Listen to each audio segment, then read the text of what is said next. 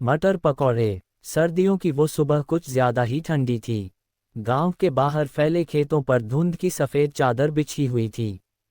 दूर से पेड़ों की परछाइयां भूतों जैसी लग रही थीं और कच्ची गलियों में कहीं कहीं गाय के गले की घंटी की धीमी आवाज सुनाई दे रही थी।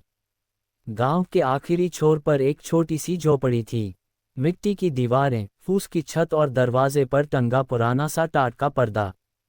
इसी झोपड़ी में रहती थी धनिया देवी और उसका बेटा मोहन। धनिया देवी की उम्र 50 के आसपास थी, लेकिन जिंदगी ने उसे समय से पहले बूढ़ा बना दिया था। पति का साया बरसों पहले उठ गया था। तब से उसने अकेले ही मोहन को पाला था, कभी खेतों में मजदूरी करके, कभी दूसरों के घर बर्तन मांजकर, तो कभी भूखे पेट ही सोकर। मोहन 18 साल का नौजवान था। पढ़ाई 5वीं के बाद छूट गई थी, लेकिन उसकी आंखों में सपने अब भी जिंदा थे। वह रोज सोचता था, एक दिन मैं मां को इस झोपड़ी से निकालकर पक्के घर में रखूंगा। उस सुबह धनिया देवी चूल्हे के पास बैठी हरी मटर छील रही थी। मिट्टी के फर्श पर रखा पुराना टोकरा आधा भर चुका था। ठंडी हवा में उसकी उंगलियां सुन्न हो रही थीं, लेकिन वह बिना रुके काम कर रही थी। मोहन ने मां को देखते हुए कहा, मां, आज मटर के पकौड़े बना लो ना। धनिया देवी मुस्कुरा दी, लेकिन उस मुस्कान में दर्द छिपा था। पकौड़े तेल से बनते हैं बेटा, और तेल तो खत्म होने वाला है। मोहन चुप हो गया। भूख लग रही थी, लेकिन मां के हालात वह अच्छे से समझता था। थोड़ी देर बाद धनिया देवी बोली, चल, आज थोड़े से पकौड़े बना लेते हैं। सर्दी है, पेट भी गर्म हो जाएगा। मोहन की आंखों में चमक आ गई। उस दिन धनिया देवी ने आखिरी बचा बेसन निकाला, मटर पीसी, नमक मसाला डाला और चूल्हे पर कढ़ाई चढ़ा दी।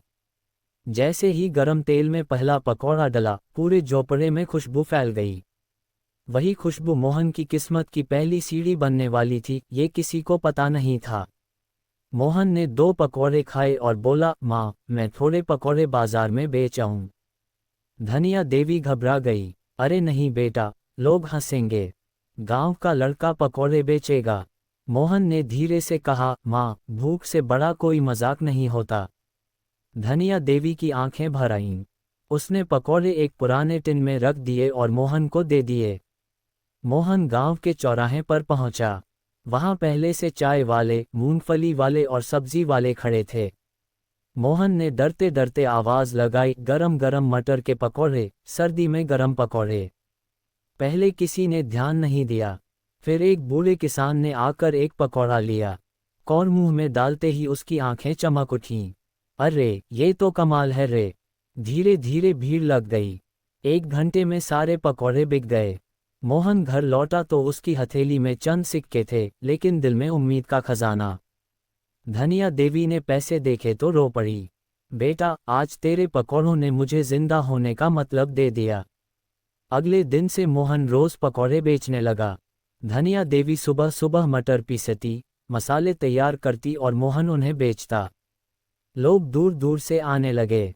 कहते, उस झोपड़ी के लड़के के मटर पकौड़ों में माँ का प्यार है। लेकिन सफलता की खुशबू सबको अच्छी नहीं लगती। गांव के हलवाई रामसुख को जलन होने लगी। वह बोला, ये गरीब छोरा मेरा धंधा चौपट कर देगा। एक दिन उसने मोहन पर झूठा आरोप लगा दिया कि वह खराब तेल इस्तेमाल करता है। मोहन टूट गया। उस दिन कोई पकौड़ा नहीं बिका। वह रात को माँ के पास बैठकर रोया।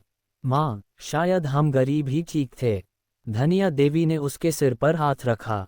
बेटा, गरम तेल में ही पकौड़े खरे उतरते हैं। ठंडे तेल में सब नकली होता है। कुछ दिनों बाद शहर से एक अफसर गांव आया। ठंड से कांपते हुए उसने पकौड़े खाए। किसने बनाए हैं? मेरी माँ ने। अफसर मुस्कुराया। शहर में मेरी कैंटीन है। क्या तुम वहां पकौड़े बेचोगे? मोहन को यकीन नहीं हुआ। कुछ महीनों में मोहन शहर पहुंचा। मटर पकौड़े मशहूर हो गए। साल बीते। मोहन ने छोटी दुकान से बड़ा ढाबा बनाया। धनिया देवी अब पक्के घर में रहती थी। एक दिन मोहन ने उसी गांव में मुफ्त पकौड़ों का लंगर लगाया। रामसुख भी लाइन में खड़ा था। मोहन ने खुद प्लेट दी और बोला, पकौड़े बांटने से स्वाद कम नहीं होता। धनिया देवी दूर से देख रही थी। उसकी आंखों से आंसू गिर रहे थे। गरम तेल में तली किस्मत आज सोने जैसी चमक रही थी। गरीबी शर्म नहीं होती, मेहनत, माँ का आशीर्वाद और ईमानदारी, इनसे साधारण मटर पकौड़े भी जिंदगी बदल सकते हैं।